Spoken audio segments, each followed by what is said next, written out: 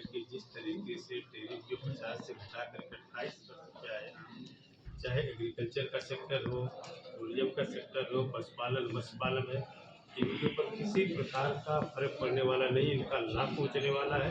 लेकिन विपक्ष है, क्योंकि आपने देखा होगा हमारी सरकार, एनडीए की सरकार जो देश की पार्लियामेंट में सकारात्मक बहस के लिए हमेशा तैयार है, लेकिन विपक्ष पूरी तरीके से मुद्दा विहीन होने के नाते पार्लियामेंट में कुछ करने लायक नहीं है, इस नाते हमेशा बहिष्कार करके ऊपर केवल बाहर बयानबाजी करते आप कह रहे हैं हैं। ये गलत है। आज तो पूरी तरीके से देश का प्रधानमंत्री जिन्होंने पार्लियामेंट में कहा, क्योंकि देश के प्रधानमंत्री मोदी जी किसी राजमहल में रहने वाले राजकुमार नहीं, गरीब घर में पैदा हुए, गरीब माँ के कोख से पैदा होने के नाते आप लोगों के दुआओं आशीर्वाद से देश का कई बार प्रतिनिधित्व कर रहे हैं, जिन्हें कई बार कहा कि मीडिया की बात करते हैं, वो सबसे बड़े उदाहरण तो वही है कि जो पिछड़े समाज से आते हैं। आज पूरे देश का पिछड़ा समाज जो है मोदी जी के साथ जुड़ा हुआ है, और इसी नाते विपक्ष जो पीडीए का जो खोखला नारा दे रहा है, इसे पूरी तरीके से बौखला करके आज इस तरीके का आरोप लगा रहा है। अरे दफ्तर खुल गया है, मीडिया का दफ्तर खुल गया है आपके क्षेत्र में। दफ्तर तो खुलेंगे ही, लेकिन दफ्तर में कोई जाने वाला नहीं। मंत्री जी, घाघरा का पुल का बात करें, जर्जर काफी दिन से हमारे यहाँ के विधायक लोग मुख्यमंत्री से जरूर मिलके आए, मगर नई पुल का मांग नहीं। कब जर्जर को कब तक बनाया? रेलवे 3 पुल बना चुका। और आज जिस तरीके से एनडीए की सरकार बनने के बाद उत्तर प्रदेश में भी और उत्तर प्रदेश में भी आप देख रहे होंगे, बताने की जरूरत है जिस तरीके से पूरे देश में रेलवे का विकास और विस्तार हुआ है, जिस तरीके से आरओबी बड़े पैमाने पे बने हैं, उत्तर प्रदेश में भी आरओबी का बहुत बड़े पैमाने पर निर्माण हुआ है। मुझे पूरा विश्वास है कि आने वाले दिन में जल्द ही जिस बात की आप बात करते हैं वो जल्दी आपके सामने पूरा होगा। मंत्री, पुराना दोस्त हमारा रोज था, क्या उससे तेल भारत अब खरीदेगा कि नहीं खरीदेगा? देखिए, ये सब माननीय प्रधानमंत्री के ऊपर हमें भरोसा करना चाहिए। अभी तक तो वो सारा कंटिन्यू हो रहा था, लेकिन जो अंतर्राष्ट्रीय जो हमारी विदेश नीति है, निश्चित रूप से माननीय प्रधानमंत्री जी के नेतृत्व में कुछ ऐसा होगा कि हमारे जो पुराने लोग हैं वो बिखरे नहीं और नए लोगों से हमारी दोस्ती बरकरार रहे, ऐसा मुझे नहीं। लगता है। कल दो जहाज से तेल लदा हुआ चीन की तरफ मुड़ गया जो भारत आने वाला था, क्या इसका? इंटरनेशनल ट्रेड होता है, सब लोग अपने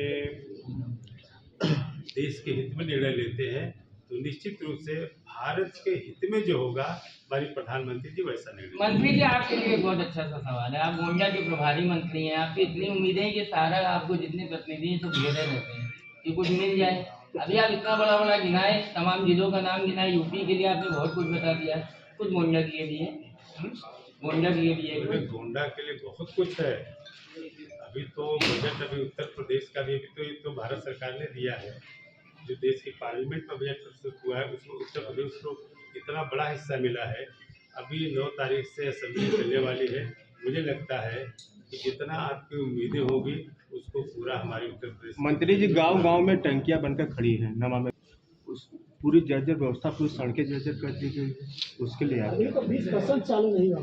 पूरी तरीके से माननीय मुख्यमंत्री जी, हमारे मुख्यमंत्री जी पूरी तरीके से कैबिनेट में इस बात का ऐलान किया कि जो भी गांव में टंकी बनी है, जो सड़कें बनी है, खोदा गया, पूरी तरीके से जो भी ठेकेदार होगा उसकी खुदाई करने के बाद वो पाइप बिछाने के बाद पूरी तरीके से ठीक करेगा, नहीं तो उसके खिलाफ कार्रवाई होगी। नहीं मंत्री जी, अधिकारी और ठेकेदार तुझे कह रहा है कि मुझे बजट ही नहीं पास हो रहा है। बजट उनके पास है, अगर बजट न होता तो ठेकेदार हाथ लगाता।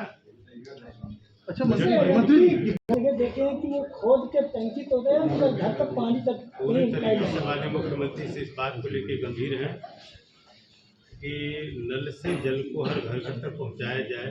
पूरी सरकार हमारी इसको समर्पित है। तो फिर सर आपके विधायक ने आपके मंत्री को घेर लिया इस मुद्दे को लेकर? डेमोक्रेसी है, हमारी पार्टी जानते हैं पूरी तरीके से डेमोक्रेटिक है।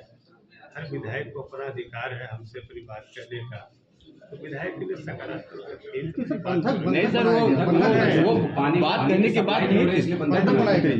उन्होंने जल समस्या गांव के कहा जा रहा है कि उनको नोटिस भी जारी की गई। विधायक जी अपनी बात जब माननीय मंत्री क्षेत्र में जाते हैं तो आप देखते हैं कि बहुत सारी भीड़ उनके पीछे लग जाती है और बीच में मंत्री बात करता है, इसको हम बंधक नहीं कर सकते हैं।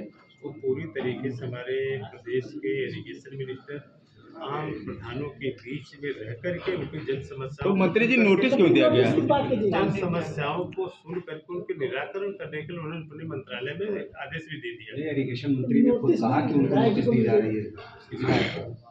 7 दिन के अंदर जवाब देने के लिए कहा गया। ठीक है, अगर आपने ज्ञान में डाला तो इसको पता करूंगा। अच्छा मंत्री जी बताइए, विधायक जी को ये काम करना पड़ा तो क्या विधायकों की सुनी दी जा रही है? नहीं, निश्चित रूप से विधायकों को सुनिए ना जाती तो उत्तर प्रदेश में इतने हमारे विधायक के प्रदेश का विकास कैसे होगा? मंत्री जी तो जब वो जनता की बात करते हैं तो आप अनुशासन निर्माण के लिए उनको नोटिस दे रहे हैं। जब वो अनुशासन, जब वो काम जनता के बीच में आके अपनी बात करते हैं तो आप उनको नोटिस दे रहे हैं।